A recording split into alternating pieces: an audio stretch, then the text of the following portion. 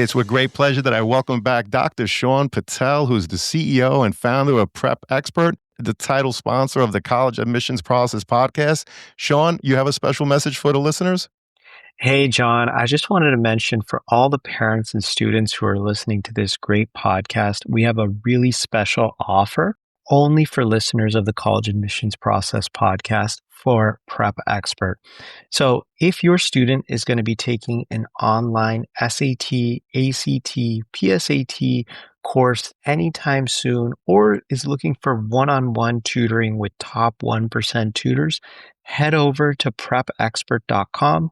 We offer live online courses for every college admissions exam. On top of that, we have the best score guarantees, best curriculum, and best instructors in the test prep industry. And just for listeners of the College Admissions Process podcast, you can get 20% off any online SAT or PSAT or ACT course, as well as one-on-one tutoring. So you can get 20% off.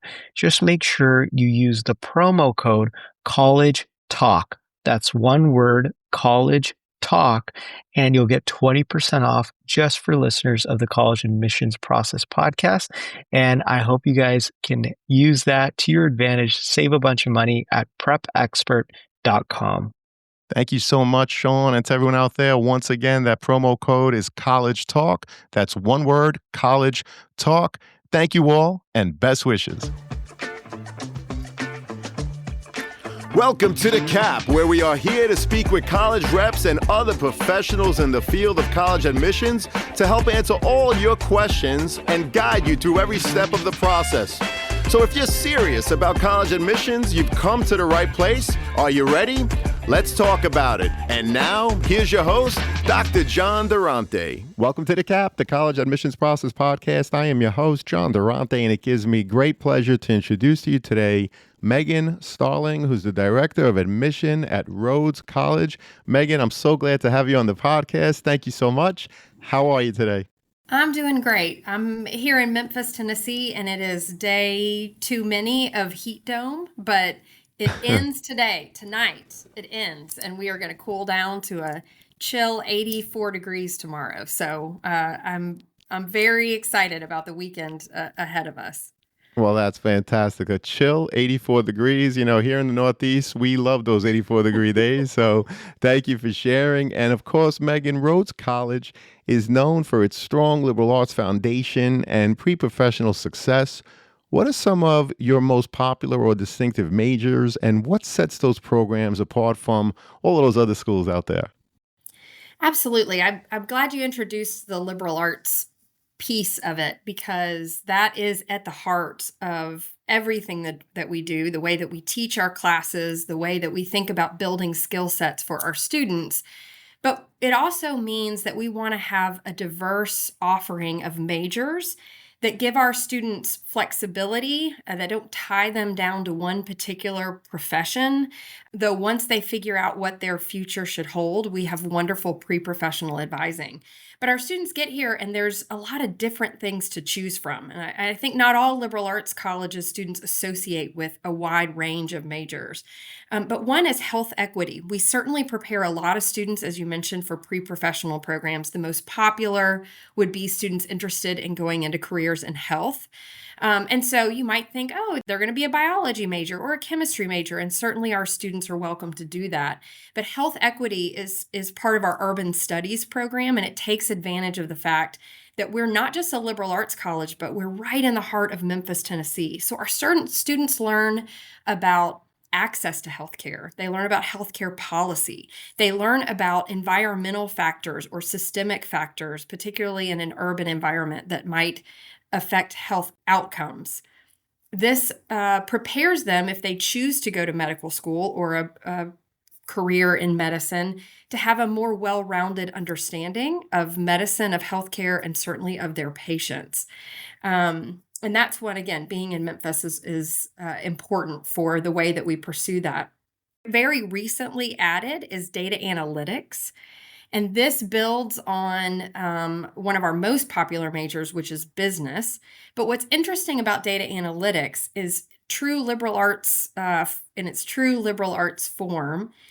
It looks at data, real world data, but allows you to concentrate in subjects ranging from anthropology and sociology to urban studies to finance. So through the lens of data, you can be part of many of these subjects. We also, along the lines of business, have an entrepreneurship program, which is something that a lot of our students have expressed an interest in. And we actually have an entrepreneur in residence to help advise and guide our students and connect them to hands on experiences. And then finally, I'll say, in addition to the wide range of majors and minors we offer, we have certificates that give students concentrations in things like journalism, music industry, and pre engineering. And this allows our students to be focused in a major or minor of their choosing, but also make sure they're getting curriculum and off campus experiences in some of these other areas where we know they're interested. Well, that's a terrific overview. You have a wide range of majors. We One of do. your most popular is under the umbrella, right, of those health careers. I love how you also talked about not only the time that the students are on your campus, but also the fact that you have a very robust pre-professional advising team, which is awesome. And it sounds like many of your program, interdisciplinary studies, is definitely at the core of what you're trying to do at Rhodes. And so being in Memphis, Tennessee, are there standout internship, research, or community engagement opportunities unique, again, to Memphis that students regularly take advantage of? Definitely. I will say that most of our families, at least when they come visit, or even when we engage with them and on the road at high school visits and college fairs, many of them are familiar with our partnership with St. Jude Children's Research Hospital. This is notable, of course, because we are the only undergraduate institution that has our students researching there in those labs. St. Jude is a global leader in the effort to cure childhood cancer, and our students are working side by side with those professionals. What's interesting about the St. Jude Summer Plus program, but also we have a similar program with our Children's Hospital, Le Bonheur. It's an 18-month experience. So instead of students, joining a lab and 4 weeks later, by the time they figured out what they're doing, the experience is over, these students spend a big chunk of their college experience next to these professionals, either in the clinical experience that is Le Bonheur or in the labs that is St. Jude. So they have their own protocols. They are really part of the important work that's being done there. And so that's a really rich experience that our students very much enjoy. We have something called the Curb Institute on campus, and I mentioned that music industry certificate. Billboard has actually recognized us for being a top school for music business, which is interesting because we don't specifically have a music business major. But between this certificate and also our students who serve as Curb Institute fellows, it is a wonderful opportunity for students who are passionate not just about music performance, but music history, music culture, recording, producing. They can do all of that and be paid as fellows through the Mike Curb Institute located here on campus.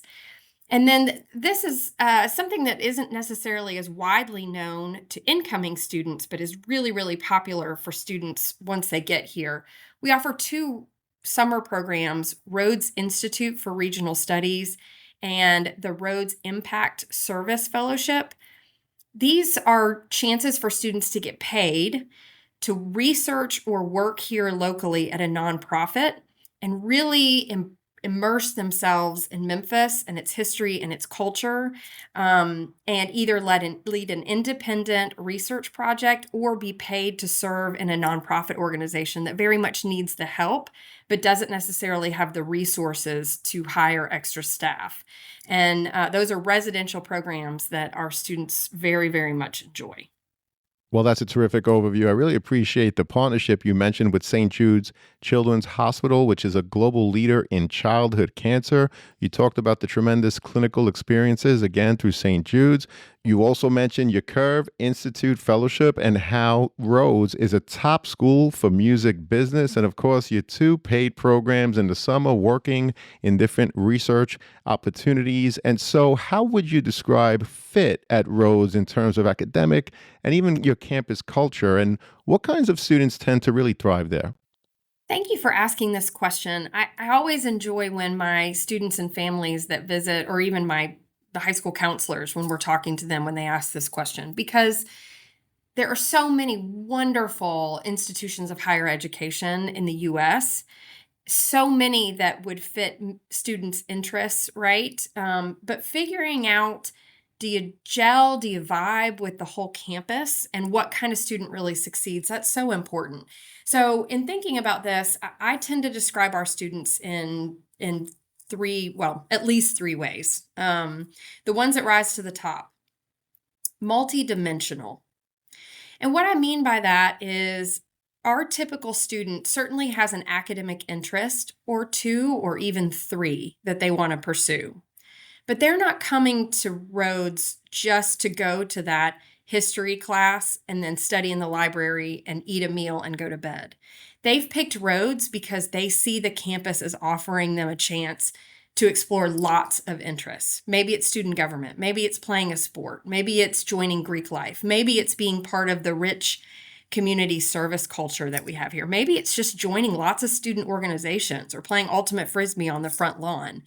But they have come here because they want that well-rounded college experience, and there's lots of ways that they want to plug in.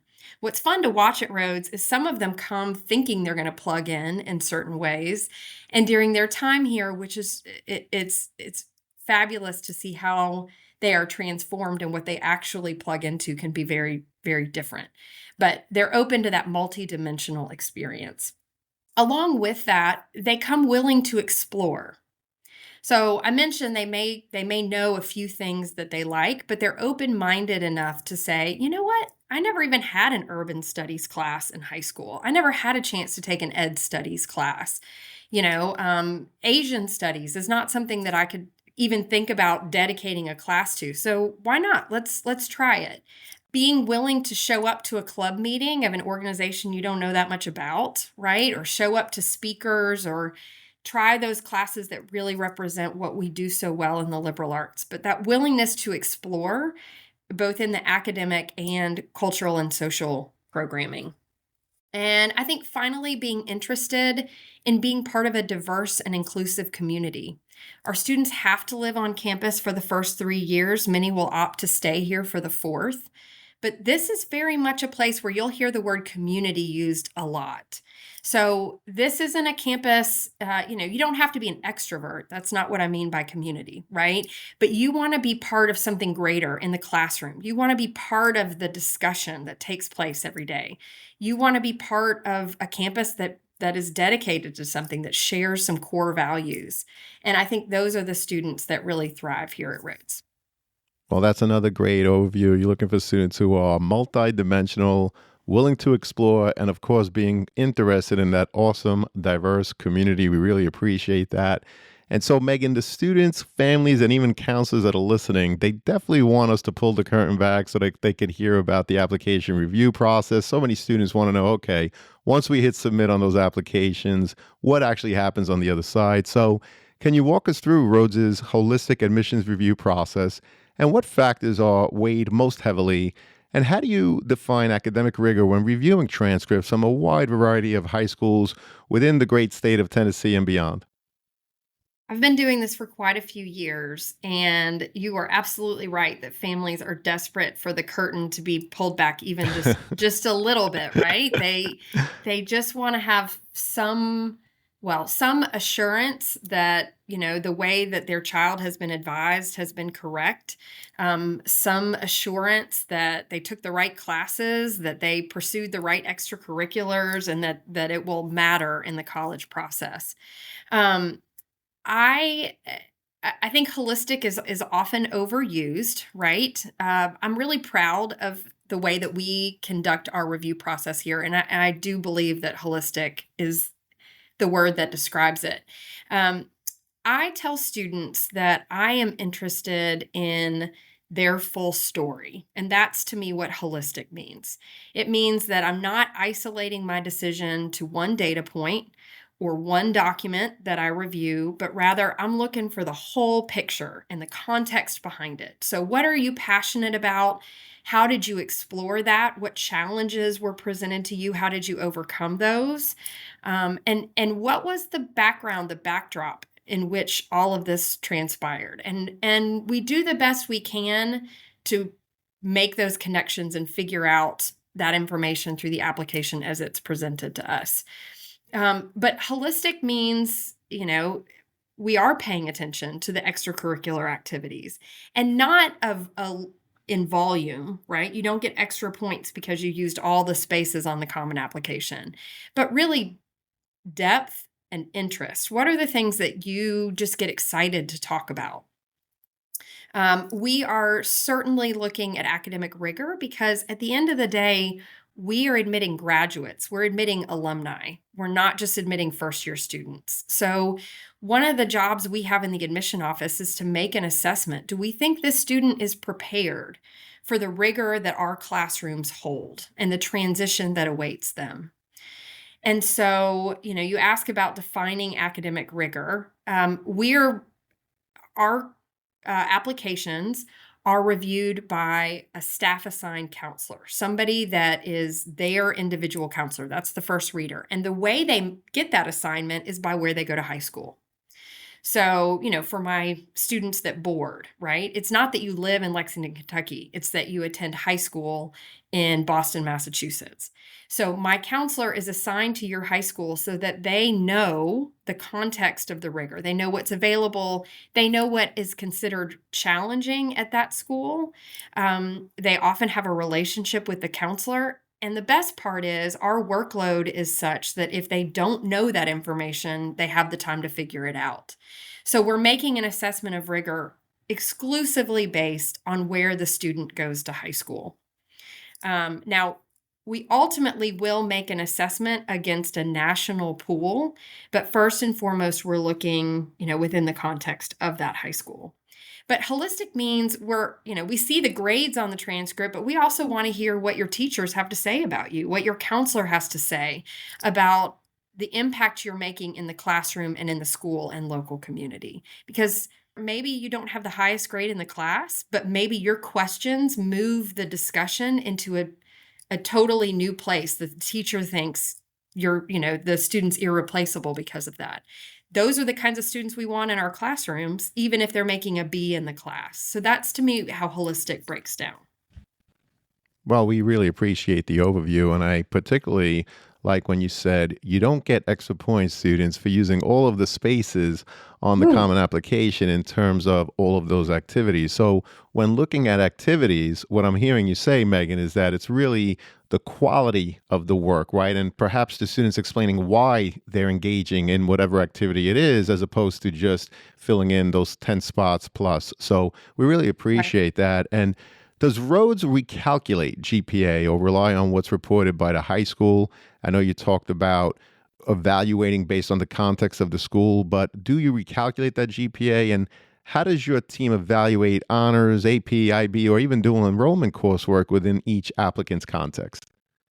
So we do recalculate GPA, and we also use the high school provided GPA. So both function in our process. As I mentioned, we're looking at you first, or looking at the applicant first within the context of their own high school. So their high school GPA matters in that sense. You could attend a high school where they are weighting their most rigorous course by 2 points. So your GPA, if you have a 5.8, I'm looking at that against other students at your high school for whom the weighting is the same. If I apply that to a student down the road who has no weighting at their high school, right? It's apples and oranges. So we're certainly looking at the GPA provided by the high school for that kind of high school specific review. We recalculate an unweighted GPA in part so we can report out what our average GPA is on a national scale so that people could say, oh, okay, well, I know what my unweighted GPA is, and that feels similar to what they have admitted in the past. So we do recalculate. We specifically have kind of an academic rating based on the number of honors AP IB dual enrollment classes that students take. That varies by school because what we're looking for is the highest rigor available. At some institutions, that's only honors classes. At some institutions, it could be an AP or IB program, or it certainly could be dual enrollment. So this is again where we're back to kind of the school context. And trying to make an assessment of what rigor looks like at that school. And so in our GPA that we recalculate, though, we do not factor in that's a separate academic rating. Understood. And I really appreciate the context in terms of calculating based on what the student had available to them at their high school. So it's interesting because you do both. You use the GPA on the transcript and you also recalculate as part of your holistic review. You want to get it right. Now, when you recalculate, are you recalculating only the core subjects or are you recalculating using all of the academics on the transcript? We recalculate using all of the grades provided to us as long as they are on a grading scale. We don't include pass-fail grades, but anything you took, not just academic subjects. Understood, and I appreciate that. And it's a good follow-up question for students and families to ask when visiting a college or with the rep at your high school or at a college fair. Now, Rhodes has been test optional for some time. Megan, what advice do you have for students trying to decide whether or not to submit their standardized test scores as part of their application? You know, John, this is an area where I feel like we, as in the industry of higher ed, have kind of made a mess of the testing situation. And when many institutions went test optional when testing literally wasn't available during COVID, and then realized, like many of our test optional peers who had been that way for even longer, that we didn't necessarily need a test score, we thought we were helping families remove a source of anxiety from this whole process. But I think ultimately what we have done is just compounded the anxiety, because now it's like, well, do I submit or do I not? You know, before it was finding an institution where your test score fit within their kind of admitted profile. And now it's, do I test? Do I not test? Do I submit a test? Do I not? And, you know, you have a whole new group of schools, those where your score fits within a published profile, those that you're applying to test optional, and it's just kind of crazy. So my quick advice there is don't be afraid to ask your admission counselor. I know that is maybe a tedious process, but hopefully once you've figured out the schools to which you're applying, and you're trying to decide, do I say yes, take my test or not? You could, with a quick email, some of us even have text numbers now, you know, should I submit my test? This is the score. And we are going to be people who will give you an honest answer about what our policy is and whether or not that would be helpful. Generally speaking, if your score isn't at least above the mid 50 or solidly within it, I would honestly say above the mid 50.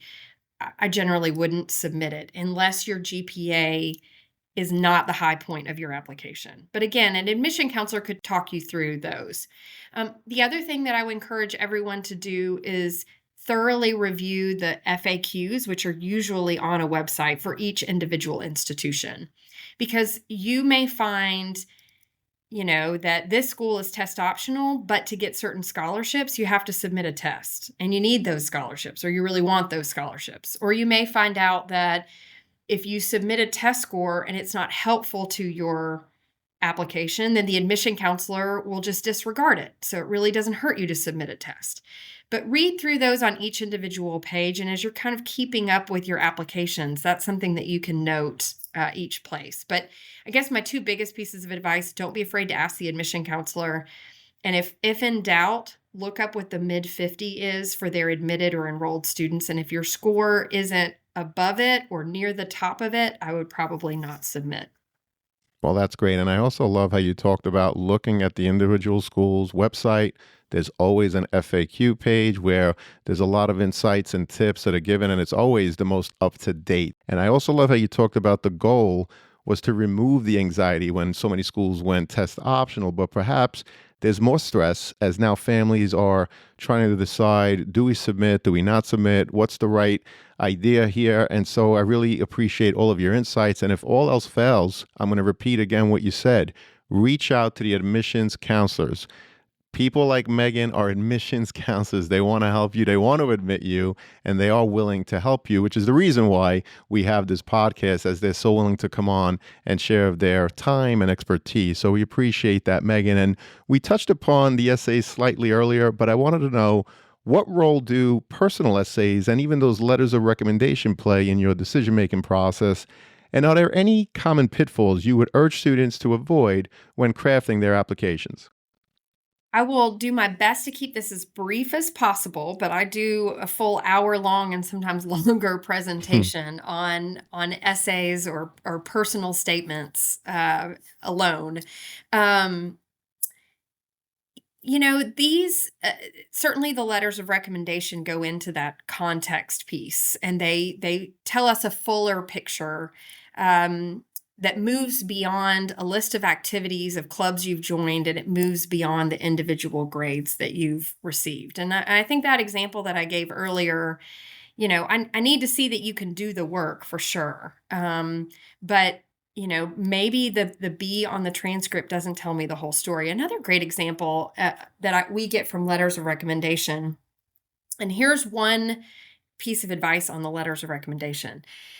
Don't assume that the best letter of recommendation you can submit is from the teacher in the class where you have the best grade.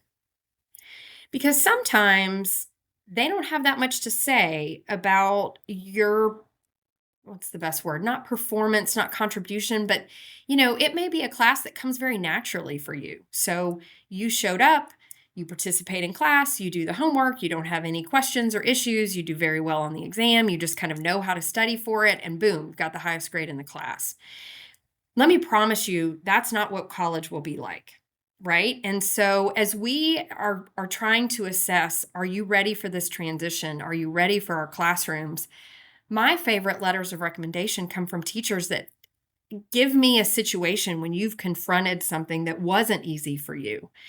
Or maybe you thought it was going to be easy and it wasn't, and so you didn't do very well. And how did you respond to it? Because that is a more realistic scenario for college than the first one I described.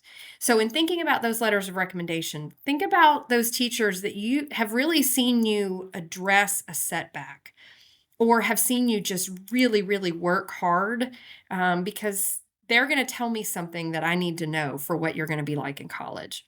All right, for essays, I think the greatest pitfall on students' personal statements, besides not writing them themselves, which is certainly a pitfall, but thinking that they are writing, and I call it a personal statement now to help avoid this, thinking they're writing an essay like for AP English that is going to be reviewed for a journal, and it's all PhDs looking at it, right?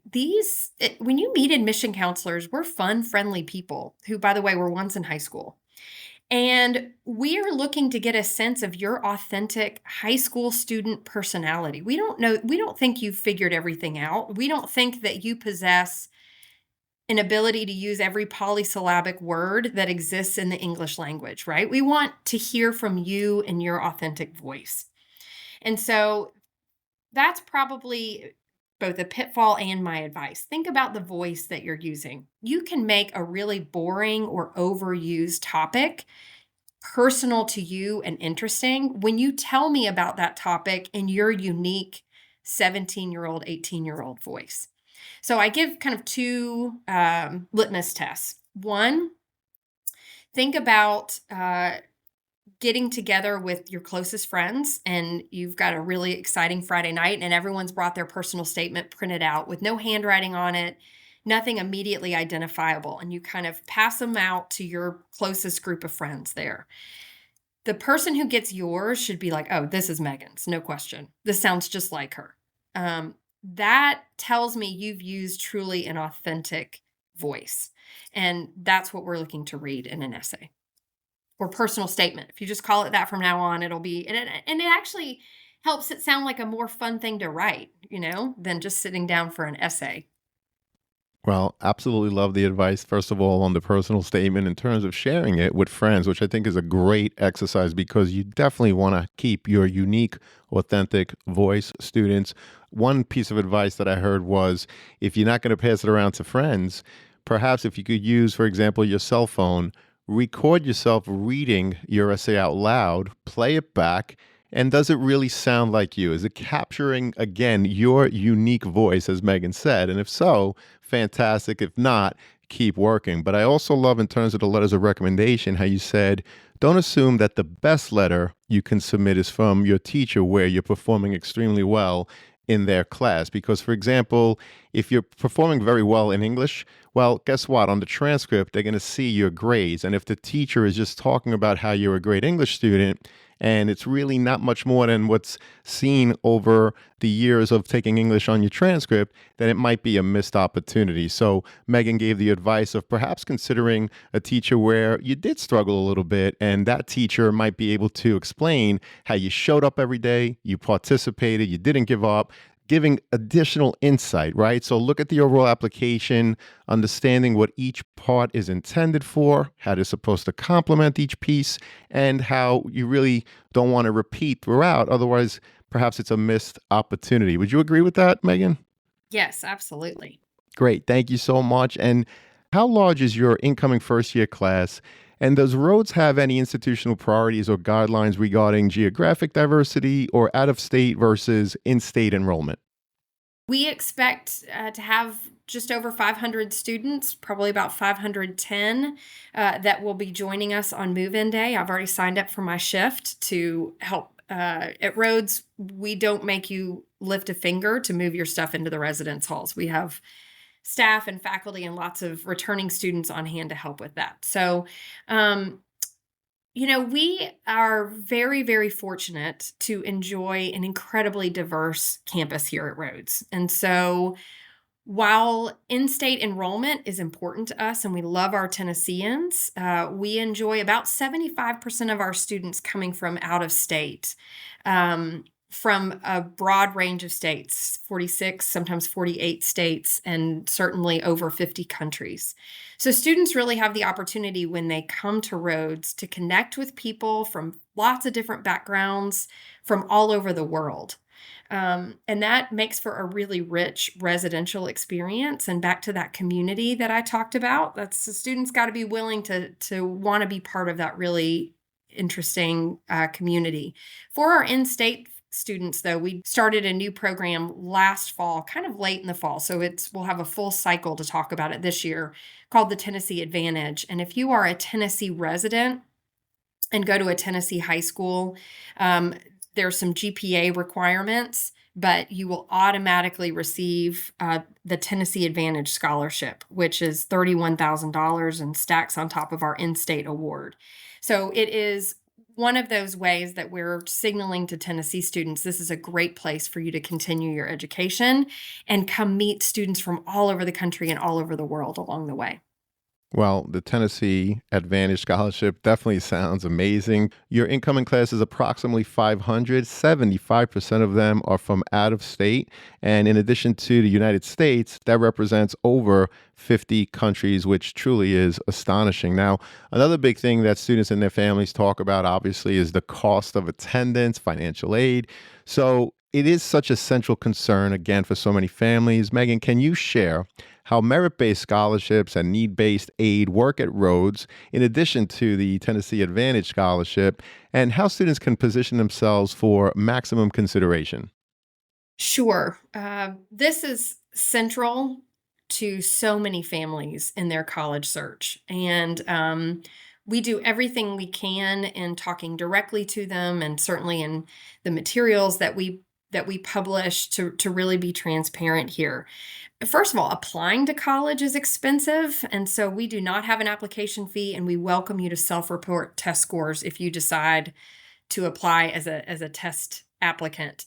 Just saving money on that front end there, that those fees for some families are preventative from them even applying to college. We also don't have a separate application for merit-based scholarships. So our merit program, which ranges from 20,000 to 43,000, doesn't require that you do anything extra beyond just complete your Common App and get your school docs to us.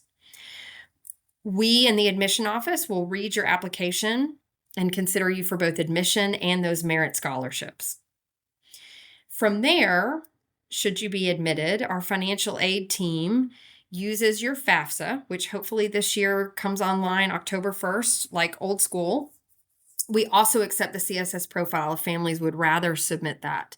But we take the FAFSA, which is free, and our financial aid team will look at what the family's ability to pay is, at least as the FAFSA has indicated, and look at how much scholarship we have awarded in an effort to meet that need, and then figure out what we can do with federal funds, with state funds, if appropriate, and with institutional grants to try and get to that family's ability to pay for college. The nice thing about our institutional grants, which stack on top of scholarships, is that they renew every year, assuming that you're taking a full load and doing well in your classes, and they don't have to be repaid. So that's money coming to you like scholarship that your family doesn't have to worry about.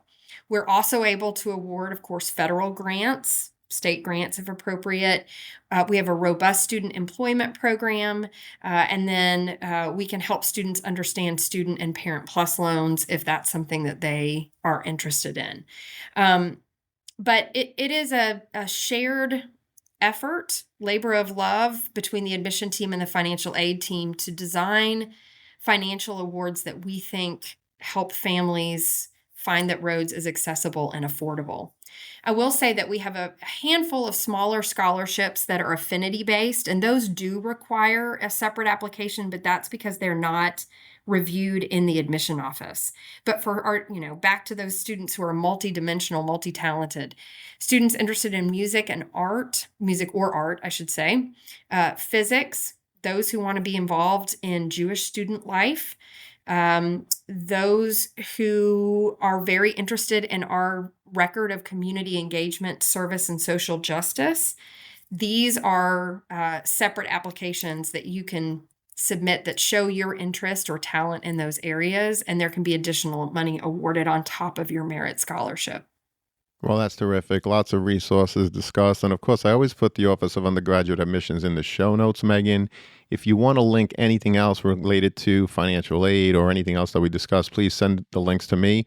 And of course, we'll make them available in the show notes to our listeners. Now, as tools like AI change how students approach writing, learning, and research, Megan, how is your admissions team thinking about the role of essays and authenticity in the application process moving forward?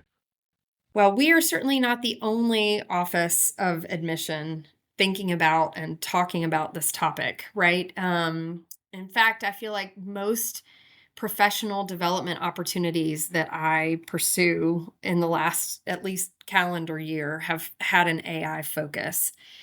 And this is an interesting topic, especially at a time when so many of us aren't using a test score anymore. And so it's feels like there are pieces of the application that are stripping away that we didn't necessarily rely on, but we used in making decisions.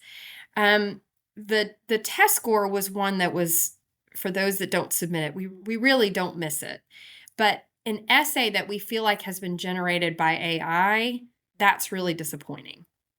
That is a missed opportunity for us to understand that full story, that context, a 17-year-old's authentic voice. Because once you started reading applications, the AI voice, it sounds a lot the same, and there's a reason for that. I mean, there's a scientific reason that AI voices sound like other, that sound similar to other voices and similar to themselves.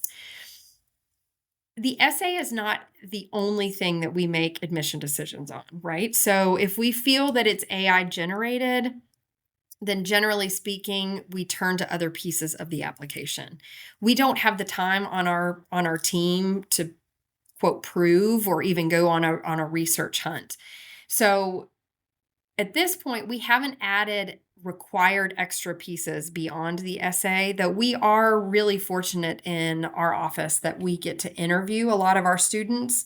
And that is something that I know many of my colleagues are thinking about. Should we add an extra virtual or even in-person interview that could take the place of the essay? We're not there yet, but we get the benefit of that level of authenticity with many of our students anyway. Well, we appreciate the insights. And of course, AI, artificial intelligence, it's definitely evolving. It continues to evolve each and every day. So, more to come on that for sure, not only at the collegiate level, but at every other level in terms of education, business, or whatever world that you're a part of. It's definitely out there. And it's going to be interesting to see what the future brings. So, before we wrap up, Megan, and this has been a phenomenal conversation, I truly can't thank you enough. But is there a question that I didn't ask you today that you wish I had? Or was there something else that, you would love to share with students, families, and those counselors that listen in about Rhodes College? One thing, a question maybe, I guess I could have included it in the experiences off campus, but specifically a study abroad focused question. Um, One of the elements of our vision is that we are graduating global citizens. And so not only do we bring students here from all over the globe to study at Rhodes, but we are really promoting our students to go out and experience the world. And we have been named by Open Doors as a top institution for studying abroad.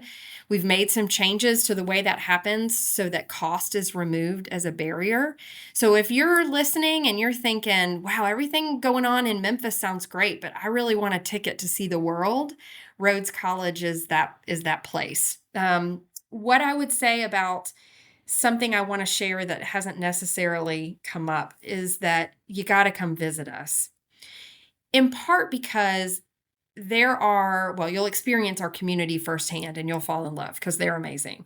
But secondly, until you get here, it's hard to envision that we are both a residential campus in a city, but we're actually an arboretum. We're full of trees. We're across the street from a major park with one of the largest old growth forests in the Southeast. But we're in Midtown Memphis. So we're in the heart of everything that's happening in Memphis, but the campus itself feels like you've been removed from an urban environment. So it really is the best of both worlds, and it's hard to describe that until you actually come and visit us. You can be literally less than 3 miles from St. Jude Children's Research Hospital, across the street from a park where you could, go for runs and go to the zoo or do research at the zoo. But campus itself feels like you're at Rhodes. It's got its own identity. And so I would encourage you to come visit so you can experience that for yourself. Well, visiting is definitely a tremendous piece of advice. And that does lead us to the last question, which is what are your top 3 pieces of advice for students and their families who are preparing for the college admissions process? So these are pretty practical. Well, the first 2 are practical. The third one is a little bit of everything. One is no matter where you are in your college process, if you are doing this with your family or with caregivers, set up a cadence of times that you're going to check in. And if you're starting your junior year, you may not need to check in but once a semester, right? But it's a planned time where you and the support people in your life that are helping you with this sit down and talk about it. That way the student comes prepared, the parent comes prepared, and it's a productive conversation. If you're listening to this and you're starting your senior year, then that cadence needs to be happening more regularly. But with a planned conversation, everybody comes to the table ready to talk, and no one is every 45 minutes saying, how's the college search going? How's it going? Have you done this? Have you done that? Have you done this? And it just causes more anxiety and honestly becomes like a dirty word that you don't want to talk about. So that regular check-in that's established and agreed upon, I think that's very helpful, especially in preserving the parent-child relationship during this stressful time. Secondly, and maybe a bit more uncomfortable for families, but talk about money. When, one of your whole questions was about financial aid, right? And families being concerned about paying for college. That's very real. And sometimes the student is concerned, but the parents aren't. And sometimes the parents are really concerned and the student isn't. Get on the same page about that. Do the net price calculators that every institution has to put on their website. Some are easier to find than others, some are more reliable than others. That's another great question for your admission counselor. Is your net price calculator actually predictive? But it will help you get a sense not only of what these schools will cost you, but what these schools expect you to pay. Because remember, the FAFSA doesn't address willingness to pay for college. It addresses capacity to pay for college. And those numbers are not always the same. But it's really important for parents and children that you know what those numbers are. And honestly, you may never have talked about money before in your house with your children or with your parents, but now is the time. And that way, when they get decisions that make that college financially out of reach, it will still be devastating. It will still be disappointing, but they will be empowered with the knowledge and know they need to move on. So having uncomfortable money conversations early only helps you in the long run. All right, my third piece of advice is know students that you are listening, families as you are listening, what you have done in your high school journey is enough. It is enough. And you will find a college or university that loves and is excited and wants you on their campus for exactly who you are and for exactly what you have done. We do so many of these where we talk about what we need from you to be admitted. And I just had a conversation earlier today with a mom who was worried her son had not done enough. Conduct a robust college search with lots of schools on your list that could be fits, and know that you will find somebody out there that is a fit in every way for you and your family. And it doesn't mean that you have to do one more test or join one more club. You will find somebody that validates that what you have done is enough. Well, those are tremendous pieces of advice. Number one, plan time to check in, to talk about the college process. As you stated, if you're starting earlier, maybe you don't have to speak about it every week as if you're going into senior year. If you haven't spoken about it and all of a sudden it's the beginning of senior year, the time frame might be a little bit different there. But I loved how not only you gave the advice of talking about money, but you emphasize getting on the same page about money as a family. And you also mentioned the net price calculator, which again is so important. Each school is supposed to have it. And to your point, some of them are better than others, but definitely check out the net price calculator. Many times it's as simple as saying Rhodes College net price calculator. That's what you put into search, and there it is, and definitely try it. I also appreciate how with the FAFSA, you talked about the difference between the capacity to pay and the willingness to pay. And that's something that students and their families should also talk about. And probably the most important thing, what you said at the end, which is students, whatever you did in high school, that is enough. Remember, and we say it all the time, there are over 4,000 colleges and universities in the United States alone. There is more than one fit for you, but not every school is the right fit for you. So take your time, stay tight and close as a family, and good luck to everyone. Now, Megan, you were amazing. I'm so grateful that you were here. Thank you so much for this awesome conversation. Thank you. I really, really enjoyed it. I appreciate you having me on. It was our pleasure and honor. And to everyone out there, good luck with the college search. Take care all, and best wishes. Thank you for joining us on this episode of The CAP, the College Admissions Process Podcast. We hope you enjoyed the show. If you did, please don't forget to tell a friend. And follow us on Facebook, Instagram, Twitter, and wherever you listen to your podcasts. I am your host, John Durante, and I look forward to seeing you on the next episode of The CAP. Thank you for listening to the College Admissions Process Podcast presented by Prep Expert. Prep Expert offers live online SAT and ACT courses with the best score guarantees, instructors, and curriculum. Go to prepexpert.com to guarantee your child's success.